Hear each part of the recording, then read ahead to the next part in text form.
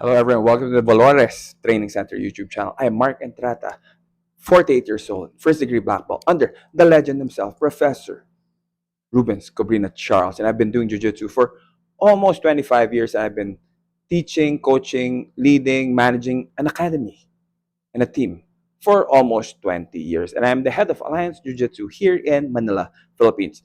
And thank you for watching. If you're new to the channel, this channel is mostly for beginners, hobbyists, and older people to try to help you guys navigate through your jiu-jitsu journey and some of the questions and observations you may have. Okay, see, so I got your back. So one of the phenomenons that you will also see, especially let's say you're an athletic guy, especially these days, what's the in thing now? High rocks. Like 10 years ago, it was CrossFit.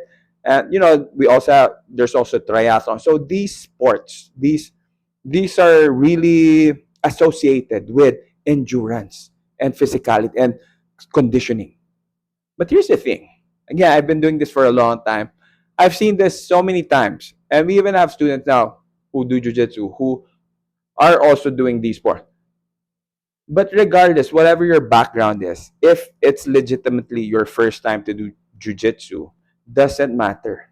Even if you do high rocks, you do CrossFit, you're a triathlete, you will get tired in sparring, whether it's positional sparring or sparring, especially back in the day when we used to make the first timers spar from the get go. So now the question is this, okay? Why do these people, these super fit guys and girls, get tired in jujitsu? So I'm here to help answer that question. So there are a lot of factors why this happens. So I'll discuss, I think like 4 or 5. Really depends on the time. So the first problem. Well, it's not really a problem, but it's the first one is constant overexertion. Why? Because again, you are a beginner. They are beginners. Because maybe it's not you. Maybe you're not really fit from the get go. I mean, that's why you do jujitsu. But let's say you do CrossFit, etc. But you're wondering why? Because overexertion. Because again, you are new. You don't know techniques yet. At least not a lot. So your tendency is really just to first treat every round as a life or death because you don't know the difference yet. You're not yet used to it. And jiu-jitsu is still a combat sport. So part of you is like, oh, I'm under attack. I need to defend myself. So you're overexerting every grip. You're like squeezing everything. You're like, your whole body is tensing up. And man, doesn't matter how good your cardio is. If your whole body was tense for 5 minutes, you will get tired. Of course, there's also no pacing. You just go 100%, 100 kilometers per hour the whole time. So, of course, again, you're going to get tired. So, that's it, that overexertion. The second one is, of course, again, with the lack of technique, you will rely on strength. Because, again, that's the only thing you have. So, everything, again, just like to say, oh, you're squeezing, every grip you have, you're like, you want to like pop everyone, like you squeeze some, you're like, oh, I'm gonna like squeeze this guy's chest. I'm like, yeah, I mean it's annoying, but then you're just getting tired, and I'm your partner's probably not gonna tap to that. So again, you're exerting effort without really improving the situation. So of course you will get tired again. Third, poor breathing. Because of course you're like, oh, you hold your breath. This is normal. If you're, I've tried playing badminton a few months ago or a few weeks ago with my daughter and my wife. And the first few games, I was getting tired already. Why? Because I was just holding my breath, like, got you. But then after a few more games, after a few more days of playing, now I'm like, oh, okay, I know that.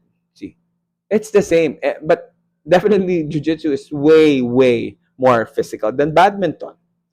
So imagine that. So it's the breathing. We just tend to hold our breath. Because anytime we panic, which of course happens in jiu-jitsu because some of us still think this is a life or death. So we hold our breath. Then again, you're gonna get tired easy. The fourth one is same. You're fighting for every position because you think it's life or death. Your nervous system doesn't know that, hey, man, it's a game. It's just a game, dog. God damn it. You're not gonna die. Well, I guess depends who you train with, but more often than not, you won't. You shouldn't, unless you sign that waiver. But anyway, you guys get it. So you're gonna put a lot of effort, fight for every position, every. Like someone already has you in a submission, really, you're really just gonna try to, like an arm lock, a special arm lock. You're gonna hold on to your bicep. You're like, that's done, man. So it's strength. Okay? Now, with those being said, of course, that's why I'm here.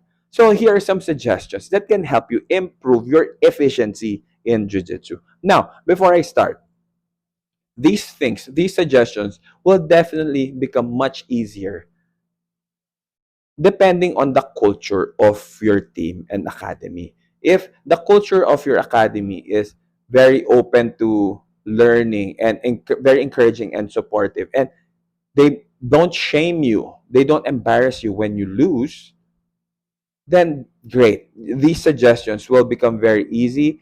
Your efficiency will get better at a much faster rate. Of course, these suggestions are going to be harder to do if you're training at an ego-centric culture, where if you lose, people will make fun of you, the instructor will have side comments, the higher belts will have side comments. So it could get challenging. So be warned. So the first one is learn to control your effort. What do I mean by this? You really need to cap yourself and go, okay, I need to be aware. Awareness. Awareness number one. Awareness with all the tips will that I'm gonna give now or suggestions will require awareness. So first awareness is that learn to control your effort. Know that, hey, you know what? First of all, I'm a new guy. So I'm expected to lose. So I'm really just gonna be as efficient as I can. I'm gonna just do 30% effort, 40% effort, and see how I do. Of course, that's gonna be much. And here's the thing: this is what you need to expect also with these suggestions. Expect that you will get submitted. Expect that you will get dominated. But again, if you watch the last video, embarrassment. Again, if you're in a good training room, you shouldn't even feel embarrassed. But you know, these investments may seem not cool in the beginning, and it will really hurt your ego if you're not. But if you're willing to accept that, oh, hey, you know what? But I'm here to understand better efficiency, framing, which we will discuss in a second, then you should be okay. So doing 20-30% is gonna be, even when I train, even up to now, there will be weeks that I already made a decision that, oh, hey, I'm just going to use 20%, 30% against anyone, against everyone I train with. So, of course, the higher belts later on, man, sometimes I get dominated, but I stick to the 30-40%. But I'm learning. I'm learning. Okay. So, you should do too. Okay. So, the second one, of course, this will come with knowledge and some of the techniques and concepts, but you have to prioritize your framing and your structure, especially the skeletal frames, so you don't have to rely on your muscles, and you have to understand how to use weight, how to use angles to make yourself heavier, to make your control better. These will take time, and especially with the escapes, when you're escaping, these are very important when it comes to escapes. So if you feel like your technique, what you're trying to do, is like a weightlifting exercise, you're doing it wrong. So just keep that in mind. So it means there's a better, more efficient way to do it, because jiu-jitsu again should be efficient, because otherwise then let's just do the high rock stick, right? So, third one, fix your breathing. This is again very hard. But you have to understand, oh, wait, I'm not breathing. Okay. Try to exhale when you're under pressure.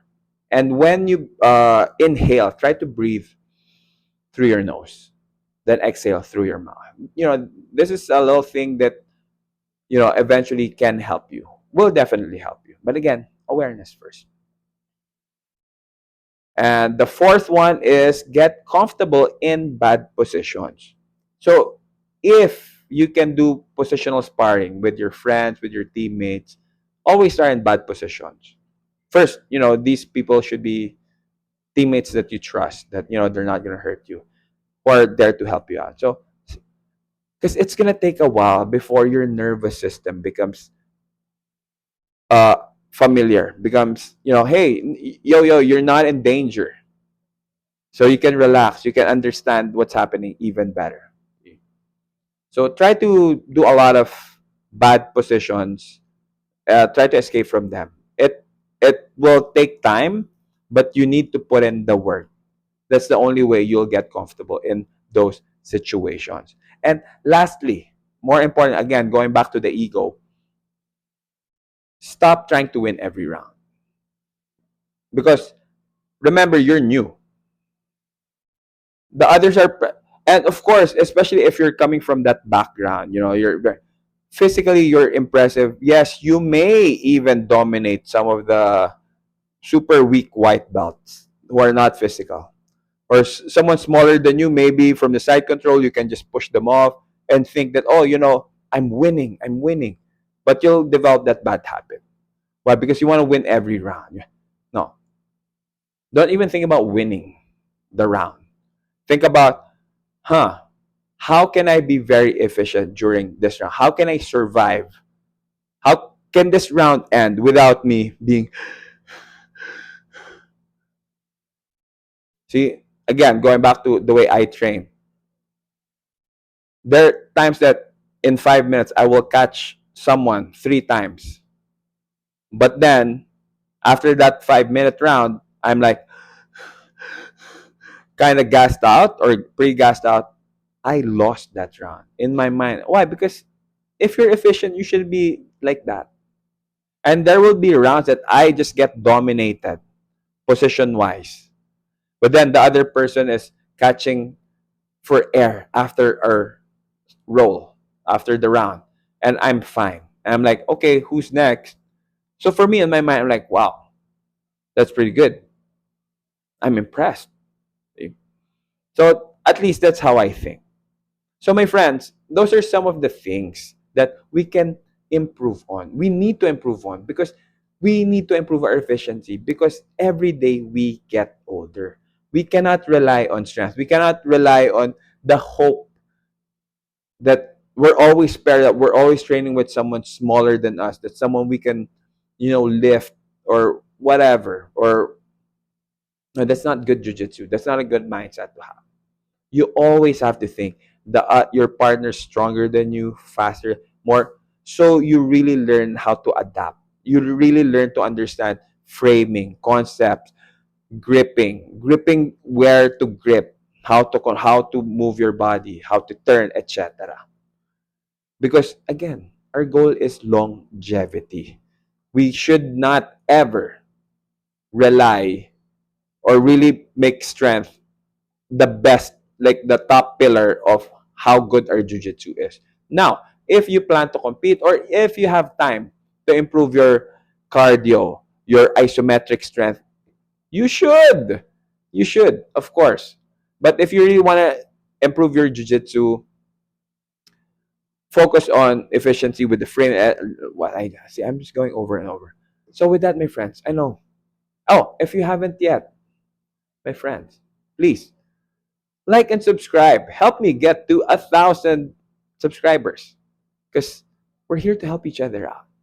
And if you learned a lot from this, come on, give me a like, give the video a like, and let's help each other out. So, with that, my friends, before we go, what's our saying? Stay safe, have fun, so we can train jujitsu until we are 19. And we cannot train jujitsu until 99 if we are inefficient, because we will end up hurting ourselves if we're not efficient. So with that, my friends, I'll see you all on the next video. Os!